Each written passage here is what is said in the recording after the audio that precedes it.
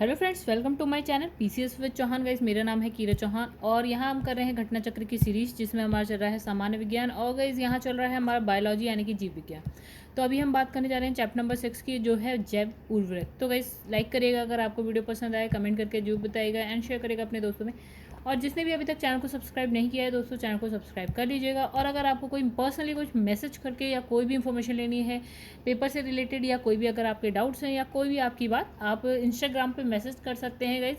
देखिए, मेरे पास कोई व्हाट्सएप नंबर नहीं है एक्स्ट्रा कि मैं आपको यहाँ पे व्हाट्सएप नंबर दे दूँ, आप लोग इंस्टाग्राम पे मैसेज कर सकते हैं। ठीक है, चलिए फिर आगे बढ़ते हैं। तो दोस्तों देखिए, जो है ना, पहले इंडेक्स देख लेते हैं। अभी जो हम पहुंच चुके हैं चैप्टर नंबर 6 पे पहुंच चुके हैं। बाकी के ऊपर वाले क्वेश्चन जो चैप्टर्स हम कर चुके हैं, बाकी जो नीचे चैप्टर्स हैं वो भी आप लोग देख लीजिए कौन कौन से टॉपिक्स अभी हमें करने हैं। अभी फिलहाल तो मैंने बुक स्टार्ट ही करी है। तो गैस, कुछ भी अच्छा लगे अगर मेरी वीडियो मेरे चैनल पर, तो प्लीज़ चैनल को सब्सक्राइब जरूर करिएगा। तो ये रहा हमारा चैप्टर। देखिए, सबसे पहले पढ़ेंगे नोट्स, फिर देखेंगे क्वेश्चंस। छोटा सा चैप्टर है, एक वीडियो में कंप्लीट हो जाएगा। तो यहाँ पे लिखा है कि जैव उर्वरक यानी कि बायो फर्टिलाइजर। ठीक है, सूक्ष्म जीवों और जीवाणुओं से युक्त क्या है? खाद है। मतलब ये क्या है? खाद है। खाद किस चीज़ की? जीवों जीवाणुओं की, सूक्ष्म जीव और जीवाणुओं की खाद है। ठीक है, तो इस खाद में मौजूद लाभकारी सूक्ष्म जीवाणु वायुमंडल में पहले से विद्यमान नाइट्रोजन को फसल को उपलब्ध कराते हैं। मतलब जो ये पृथ्वी है, ये वायुमंडल है, वायुमंडल में है नाइट्रोजन, ये है आपका एक पेड़। ठीक है, अब यहाँ पे छोटे छोटे छोटे जीवाणु ये क्या करते हैं? इस नाइट्रोजन को कुछ इस तरह से क्या कहे, पौधों तक पहुंचाने का काम करते हैं। ठीक है, तो इसने कहा कि ये मिट्टी में मौजूद जो है अघुलनशील फास्फोरस को जल में घुलनशील बनाकर क्या है, पौधों को उपलब्ध कराने का भी कार्य करते हैं। यानी कि देखिए, वायुमंडल में जो नाइट्रोजन है उसको भी पौधों तक पहुंचाते हैं, और जो अघुलनशील मतलब जो घुल नहीं पाए, तो अघुलनशील जो फास्फोरस उसको किसी तरह से घुलनशील बना के ये भी पहुंचा देते हैं कहाँ पे? पौधों तक। मतलब नाइट्रोजन भी जरूरी है पौधों के लिए, फॉस्फोरस भी जरूरी है। तो इस तरह से सूक्ष्म जीव काम करते हैं। ठीक है, चलो आगे बढ़ते हैं।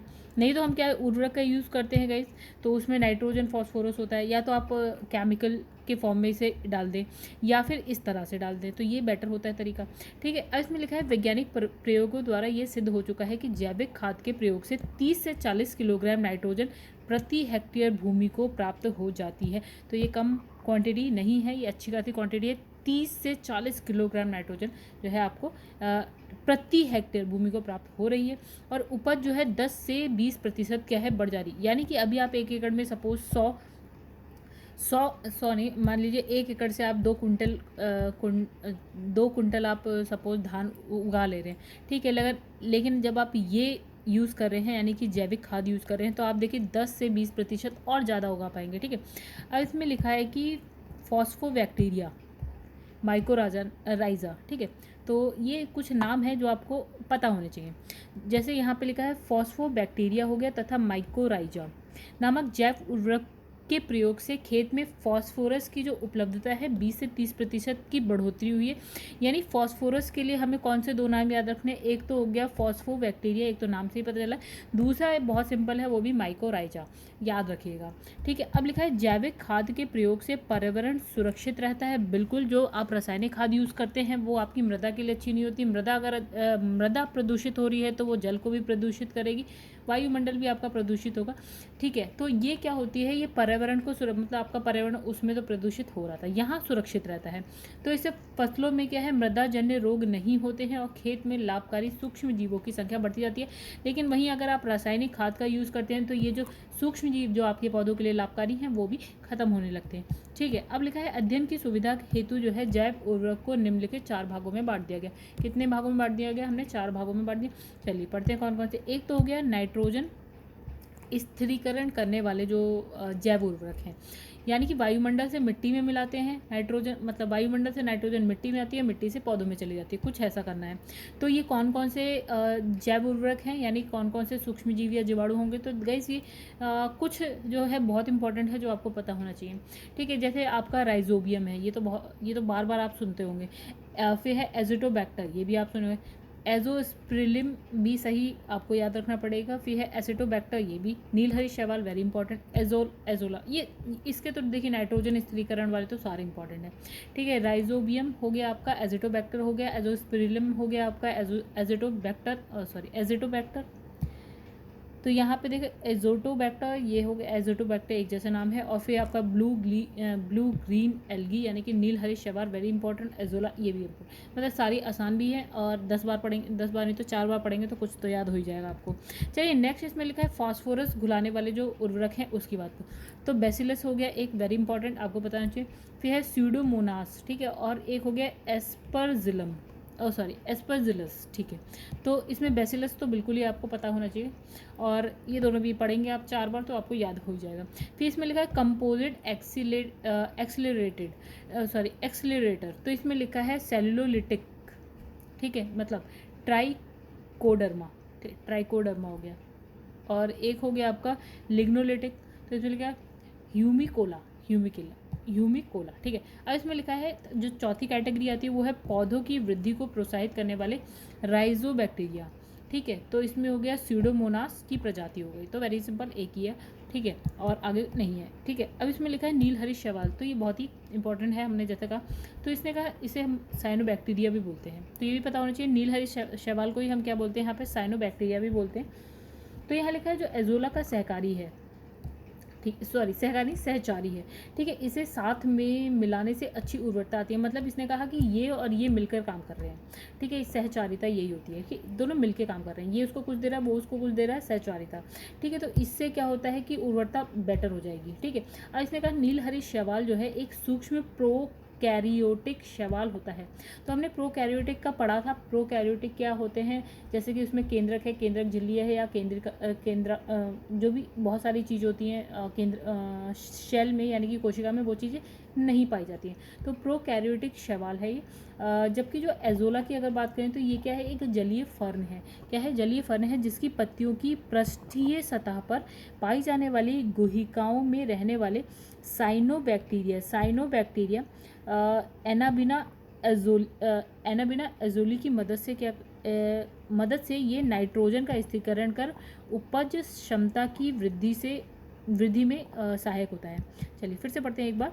तो इसने यहाँ बोला कि देखिए नील हरी शैवाल वेरी सिंपल एक क्या है, प्रोकैरियोटिक शैवाल है, ये तो ख़त्म बात इसकी। अब हम बात कर रहे हैं एजोला की।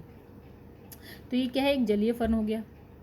तो इसकी जो पत्तियाँ हैं उसके पृष्ठीय सतह पर क्या होती हैं, गुहिकाएँ। तो उसमें क्या होता है, साइनोबैक्टीरिया एनाबिना एजोली की मदद से क्या करता है, नाइट्रोजन का स्थिरीकरण करता है, ठीक है। और उपज क्षमता में यहाँ क्या हो जाती है, वृद्धि, ठीक है। चलिए इतनी सी बात है, आगे बढ़ते हैं। लिखा है दलहनी फसलें, जैसे कि चना, मटर, सेम, अरहर, सब दाल है, ठीक है। इसके जो मूल ग्रंथियों की विभिन्न प्रकार की, मतलब जो मूल ग्रंथियाँ होती है उसमें क्या होता है कि विभिन्न प्रकार के जीवाणु पाए जाते हैं जो कि नाइट्रोजन स्थिरीकरण में सहायक होते हैं, ठीक है। मतलब ये जो पौधे होते हैं उसकी जड़ों में आपको छोटे छोटे मतलब उसकी जड़ों में ग्रंथियाँ मिलेंगी, उसमें क्या होते हैं, जीवाणु होते हैं, वही क्या करते हैं, नाइट्रोजन का स्थिरीकरण करते हैं। धान के खेत में प्रायः नाइट्रोजन की कमी हो जाती है, धान मतलब चावल, धान के खेत में नाइट्रोजन की कमी हो जाती है जिसकी पूर्ति हेतु क्या होता है, यूरिया, नील हरी शैवाल, एजोला आदि का प्रयोग किया जाता है। तो यूरिया तो हो गया आपका रासायनिक खाद, ठीक है, और ये आपकी जैविक खाद हो गई, ये भी आपकी जैविक खाद हो गई। तो धान के खेत में क्या होता है, नाइट्रोजन की कमी होती है। विभिन्न फसलों में अलग अलग तरह के बैक्टीरिया पाए जाते हैं, ठीक है, जो नाइट्रोजन या हम कहते हैं नाइट्रोजन स्थिरीकरण के लिए उत्तरदायी होते हैं। मतलब अलग अलग फसल में अलग अलग बैक्टीरिया नाइट्रोजन स्थिरीकरण के लिए उत्तरदायी होते हैं। अब इसे लिखा है सोयाबीन, राइजोबियम जैपोनिकम, ये लिखा है तिन पतिया घास, राइजोबियम ट्राइफोली, फिर लिखा है लुसर्न, राइजोबियम मेलिलोती, फिर लिखा है जलीय फर्न, एनाबिना एजोली, फिर है गुनेरा मैक्रोफाइला, फिर है नॉस्टॉक मस्कोरम, ठीक है, हमने पढ़ लिया। अब अलग अलग फसलों में हमने कहा था अलग अलग बैक्टीरिया होते हैं, तो वही नाम देख लिया हमने। अब इसमें लिखा है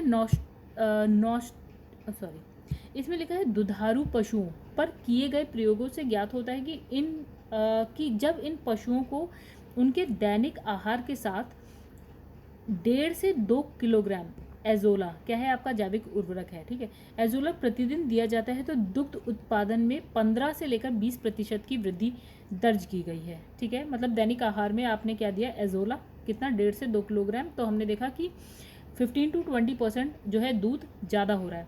फिर कंपोजिट निर्माण के समय गड्ढों में अवशिष्ट पदार्थ का निम्नीकरण प्रक्रिया को केंचुए या अन्य सूक्ष्म जीव जैसे कवक, जीवाणु आदि तेज करने में सहायक होते हैं, ना कि धीमे। ठीक है, तो मतलब इसने कहा कवक जीवाणु क्या करते हैं, जो हम यहाँ पे अवशिष्ट पदार्थ होते हैं उनका निम्नीकरण करते हैं, तो ये उस प्रक्रिया को और तेज कर देते हैं। ठीक है, चलिए इतनी सी बात थी, सिंपल सा चैप्टर था। अब हम करेंगे क्वेश्चन आंसर। तो पहला क्वेश्चन लिखा है कि निम्नलिखित में से किन का उपयोग जैव उर्वरक के रूप में किया जाता है। तो नील हरित सवाल ये भी और ये भी, गाइस ये भी होता है। ठीक है, अच्छा अल्फा अल्फा इसमें नहीं लिखा, चलिए देखते हैं। फिर हम बात करने जा रहे हैं जैव उर्वरक की। तो इसने ऑप्शन दिया है बी 1 and 2, 1 एजोला एंड नील हरित शैवाल। लेकिन हम यहाँ पे पढ़ते हैं, मुझे कहीं कन्फ्यूज़न है, उसे आप क्लियर कर दीजिएगा अगर आप को पता है तो। इसमें लिखा है जैव उर्वरक को यानी कि बायो फर्टिलाइजर के निम्नलिखित 4 भाग हो गए। ठीक है, तो पहला तो नाइट्रोजन स्थिरीकरण वाले हमने देखे थे, राइजोबियम हो गया, एजेटोबैक्टर हो गया आपका, फिर एजेटोबैक्टर हो गया, एजोस्पिरिलम हो गया, नील हरित शैवाल हो गया, फिर आपका है एजोला हो गया। फॉस्फोरस के लिए हमने बैसिलस पढ़ा था एंड स्यूडोमोनास पढ़ा था, फिर जिलस पढ़ा था। ये सारे हम पीछे पढ़ते हुए आ रहे हैं। ठीक है, फिर इसमें कंपोजिट एक्सीलरेटर के लिए हमने देखा था आपका सेलुलोलिटिक, फिर यहाँ पे है लिग्नोलिटिक। ठीक है, पौधों की वृद्धि में प्रोत्साहन वाले जो राइजोबैक्टीरिया है वो आपके क्या हो गया, आपका स्यूडोमोनास की प्रजाति हो गई। ठीक है, अब यहाँ पे लिखा है इस प्रकार नील हरित शैवाल और जो है एजोला जैव उर्वरक है, जबकि अल्फा अल्फा क्या है, फली। ओके, अल्फा अल्फा एक प्रकार का क्या है, फलीदार पौधा है। ठीक है, तो अच्छा दलहनी पौधे से होता है, ना कि फलीदार। ठीक है, ये फलीदार पौधा है, तो ये नहीं, अल्फा अल्फा को छोड़ के बाकी सारे। अब इसमें लिखा है निम्नलिखित में से कौन जो है जैव उर्वरक के रूप में उपयोग होता है। तो गाइस वेरी से उपयोग होता है जैव उर्वरक। अच्छा देखिए, नील हरित शैवाल भी, एजोला, राइजोबियम है, सारे ही हैं आपके। ठीक है, अब लिखा है निम्नलिखित में से कौन एक जैव उर्वरक का स्रोत है। तो गाइस इसमें देखिए एजोला, वेरी सिंपल, आप लोग पढ़ के आ गए। फिर लिखा है निम्नलिखित में से कौन सा जैव उर्वरक है। तो देखिए यूरिया तो बिल्कुल नहीं है, तो ये तो गलत हो गया आपका। ठीक है, अब यहाँ एजोला तो है, चलिए डी आंसर हो गया एजोला। फिर लिखा है निम्नलिखित में से कौन जो है जैव उर्वरक के रूप में प्रयुक्त तो होता है निम्न कौन कौन से। तो देखिए हमने एक ये पढ़ लिया, एजोला है। अब यहाँ पे अल्फा अल्फा तो नहीं है, ये आपका क्या है, फलीदार पौधा है। फिर है, चलिए आइए, तो बस इसमें हमारा आंसर है 1 and 2, 1 and 2, और ऑप्शन में 1 and 2 नहीं है, इसलिए यहाँ पे हमारा कोई ऑप्शन नहीं है। चलो आगे बढ़ते हैं। निम्नलिखित में से कौन सा एक नाइट्रोजन स्थिरीकरण करने वाला है। तो गैस इन सब में हमने कौन सा पढ़ा था, माइकोराइजा पढ़ा था। ठीक है, तो नाइट्रोजन स्थिरीकरण में अभी ये देखिए, ये आपका क्या है, राइजोबियम है, और राइजोबियम हो गया, एजेटोबैक्टर हो गया, एजोस्पिरिलम हो गया, एसिटोबैक्टर हो गया, नील हरित शैवाल, एजोला हो गया, और यहाँ पे हमने पढ़ा माइकोराइजा। तो गाइस देखिए प्रश्नगत विकल्प में जो आपका है नोस्टॉक, एनेबिना, एजिटोबैक्टर, नाइट्रोजन स्थिरीकरण। अच्छा गाइस यहाँ पे थोड़ा सा गलत हो गया, इसमें बोला है नहीं है, तो नहीं है में माइकोराइजा है। ठीक है, बाकी सारे आपके हैं। ठीक है, सॉरी मुझसे यहाँ पे गलती। जबकि माइकोराइजा क्या है, नाइट्रोजन स्थिरीकरण नहीं करता है। माइकोराइजा क्या है, उच्च वर्गीय पादपों की जड़ों और कवक के बीच सहजीवी संबंध जो है प्रदर्शित करता है। मतलब कोई पौधा है, उसकी जड़ पे छोटे छोटे वो रहते हैं, गांठें होती हैं, उस पर क्या होता है, कवक होता है। ठीक है, तो ये सहजीविता है आपकी, जो जिसे हम बोलते हैं माइकोराइजा, मतलब ये जो है इसे प्रदर्शित करता है माइको। लिखा है नाइट्रोजन स्थिरीकरण जीवाणु किस पौधे की जड़ के साथ संयोजन करते हैं। तो गाइस दलहनी। देखिए नाइट्रोजन स्थिरीकरण जीवाणु जो है दलहनी फसलों की जड़ों के साथ सहजीवी संयोजन करते हैं। ये वायुमंडलीय नाइट्रोजन का स्थिरीकरण कर उसे जो है अमोनिया में बदल देते हैं, जो कि अमोनियम आयनों के रूप में नाइट्रीकारक जीवाणु द्वारा ग्रहण कर नाइट्राइट और फिर नाइट्रेट आयन में परिवर्तित कर देते हैं, जिससे मृदा के माध्यम से जो है पौधों में या पादप इसे क्या है ग्रहण कर लेते हैं, मतलब जड़ों से पौधों तक पहुंच जाता है। अब लिखा पौधों के द्वारा ली जाने वाली नाइट्रोजन का रूप है, क्या है आपका, जो पौधे लेते हैं। तो गाइस क्या लेते हैं, नाइट्रेट। तो हमने यहाँ पे अभी देखा था सबसे लास्ट में क्या था, जो आपका नाइट्रोजन अमोनियम आयन, नाइट्राइट और लास्ट में है नाइट्रेट। तो हमने क्या देखा, नाइट्रेट, ये जो है जड़ों से पौधों तक जाता है। तो ये लिखा है पौधे के द्वारा ली जाने वाली नाइट्रोजन जो है वो आपकी क्या है, नाइट्रेट के रूप में। ऐसे पौधे द्वारा ली जाने वाली नाइट्रोजन का रूप जो है नाइट्रेट है। नाइट्रेट नाइट्रोजन का वह रूप है जो पौधे की वृद्धि और विकास के लिए सर्वाधिक उपयुक्त होता है, जल में आसानी से घुलनशील होता है। इसमें लिखा है कि पशुओं, विशेषता क्या है, दुधारू गौ के अनुपूरक भोजन के रूप में प्रयुक्त जैव उर्वरक। हमने क्या पढ़ा था गाइस, यहाँ पे पढ़ा था एजोला। एजोला का यूज़ करने से क्या होता है, अगर हम प्रतिदिन 1.5 से 2 किलोग्राम एजोला को यूज़ करते हैं तो हम क्या देखते हैं कि 15 से 20 किलो प्रतिशत जो है वृद्धि हो जाएगी दुग्ध उत्पादन में, मतलब दुग्ध में उत्पादन में। ठीक है, अब लिखा है निम्नलिखित में से कौन जो है सुमेलित नहीं है। तो यहाँ पे आंसर है एज़ोटोबैक्टर जैव कीटनाशक है। तो गाइस कीटनाशक कहाँ है, ये तो हमारा देखिए उर्वरक है ना, जैव उर्वरक। तो इसमें लिखा है एज़ोटोबैक्टर एक जीवाणु है। चलिए इससे पहले वाले भी, नीलहरी शैवाल जैव उर्वरक हो गया आपका। क्रायोसोपा जो है आपका माहू नियंत्रक, और बायो 902 सरसों का क्या है, कायक क्लोन। ठीक है, यहाँ पे लिखा है एज़ोटोबैक्टर क्या है, एक जीवाणु है। इसका सबसे महत्वपूर्ण कार्य क्या है, नाइट्रोजन उपलब्धता के संबंध में है, क्योंकि ये मृदा में स्वतंत्र रूप से रहकर असहजीवी नाइट्रोजन यौगिकीकरण करता है, और जिसका उपयोग पौधे अपनी वृद्धि और विकास के लिए करते हैं। ध्यान रखिए कि एज़ोटोबैक्टर जो है जीवाणु वायवीय, ठीक है, स्वतंत्र रूप से रहकर मुख्य जो है नाइट्रोजन यौगिकीकरण करने वाला जीवाणु है, बाकी कुछ नहीं है, इतनी सी बात है। अब इसने कहा कि निम्नलिखित किस फसल में नीलहरित शैवाल मुख्यतः जैव उर्वरक के रूप में का मतलब यूज़ होती है। तो ये हो गया धान की फसल में।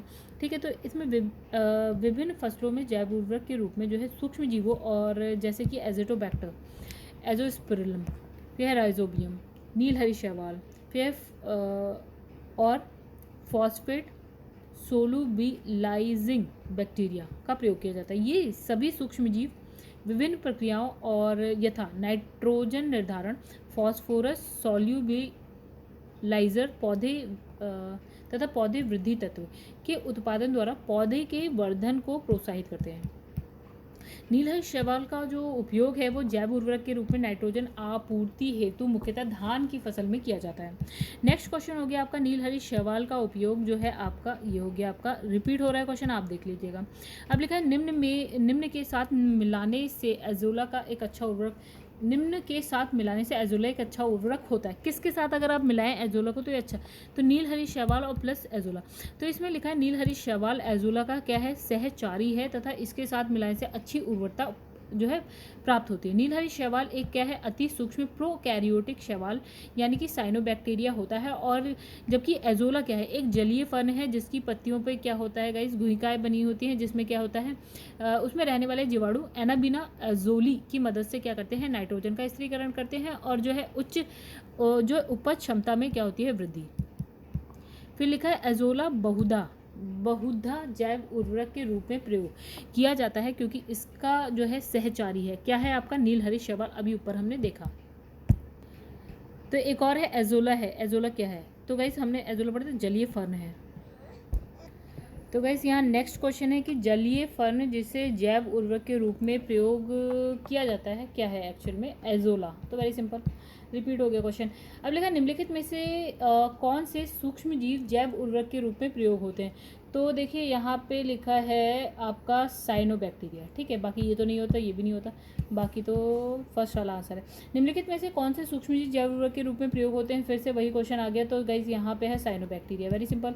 चलिए आगे बढ़ते हैं। लिखा है फलोत्पादन में नाइट्रोजन मतलब नाइट्रोजन उपयोग क्षमता की वृद्धि की जा सकती है, तो उर्वरक की मात्रा, ठीक है, इसमें लिखा है नाइट्रोजन उपयोग क्षमता की वृद्धि की जा सकती है उर्वरक की मात्रा के बार बार प्रयोग द्वारा, बिल्कुल, नाइट्रोजन अवरोधक के प्रयोग द्वारा, और नाइट्रोजन धीरे छोड़ने वाले उर्वरकों के प्रयोग द्वारा। तो इस सभी से हो सकती है, ठीक है।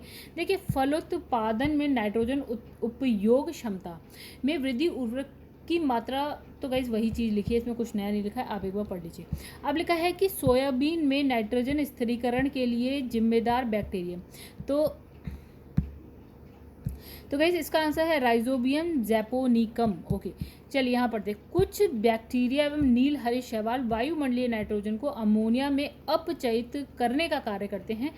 उनमें से कुछ हरे पौधे के साथ सहयोगी और सहजीवी के रूप में जीवित रहते हैं। फिर लेगुमाचोसे ग्रंथित बैक्टीरिया राइजोबियम है जो झुंड विशेष में प्राप्त होते हैं और विभिन्न फसलों में अलग अलग तरह से बैक्टीरिया पाए जाते हैं। जैसे नाइट्रोजन स्थिरीकरण के लिए, अब फिर से वही वाली बात हो गई, जैसे कि सोयाबीन, तो सोयाबीन में आपका राइजोबियम जैपोनिकम अभी हमने पढ़ा था पहले, ठीक है। फिर इसमें लिखा है तिन पतिया घास में तो राइजोबियम ट्राइफोली।